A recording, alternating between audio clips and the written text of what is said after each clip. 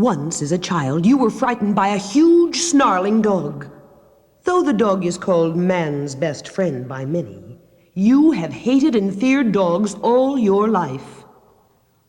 One night, as you lie in your lonely room in the stone hut on the moors, you are awakened by a sound in the distance.